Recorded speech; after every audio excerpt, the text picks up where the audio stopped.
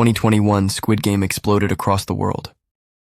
A haunting, violent game where desperate people fight to the death for money. It was fiction, but what if I told you the pain behind it was very, very real? This is the real story behind Squid Game. Not the show, but the truth that inspired it. A story of death, despair, and a society that pushed people to the edge. The man who created Squid Game, Hwang Dong-hyuk, was not always famous. In fact, just over a decade ago, he was struggling not creatively, but financially.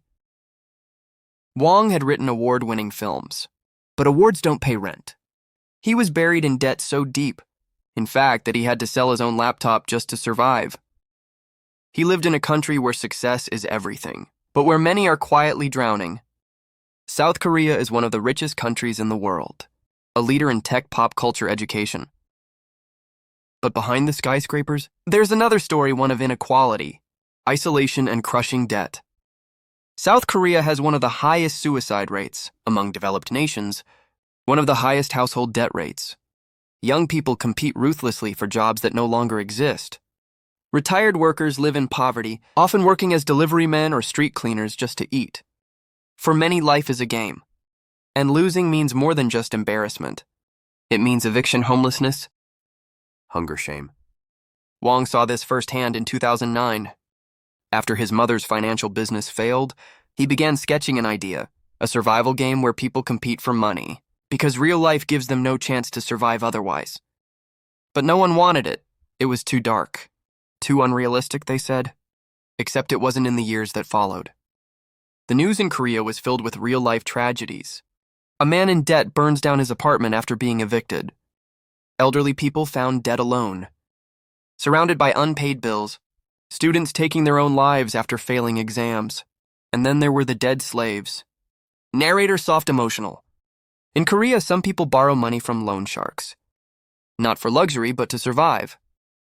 These lenders often demand impossible repayments, and if borrowers fall behind, the consequences are brutal. Some are forced to sign away body parts.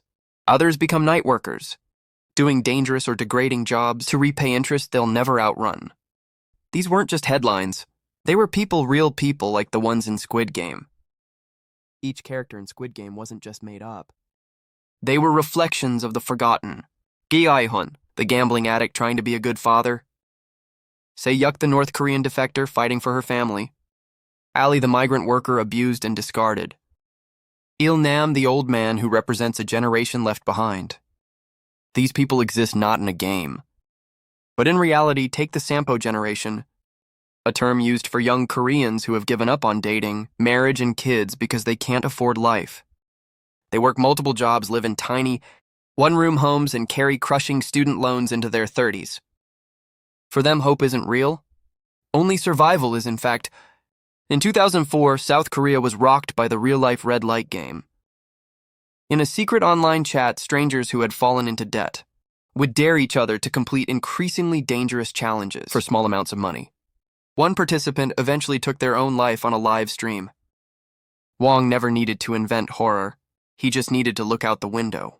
Narrator slightly angry, and yet when Squid Game was released, some asked, how could this be so cruel? So violent, but those who live in poverty know real life is crueler. What's more terrifying, dying in a game or dying slowly in silence? In one powerful scene from Squid Game, a character is asked, you have a roof over your head, food, and no debt here. Was your life better out there? And that's the question Hwang wanted the world to ask. What kind of world makes people prefer violence over reality? After Squid Game became a global phenomenon, Hwang Dong-hyuk said this, all I did was show the world what already exists. He didn't want to create a fantasy. He wanted to shine a mirror at society. Today, people wear Squid Game costumes for fun. They make memes, they laugh at the guards, the symbols, the pink jumpsuits. But for Hwang and for millions of Koreans, this was never a joke. It was a cry for help. We live in a world where inequality is growing, where millions carry debt like a second skin, where people hide their pain behind silence, shame, or a smile. Squid Game didn't predict the future. It exposed the present. It showed us what happens when people feel they've already lost. When life becomes a gamble and humanity becomes the price. Some games are fiction, but the pain behind them is real. Inspired by the story behind Squid Game,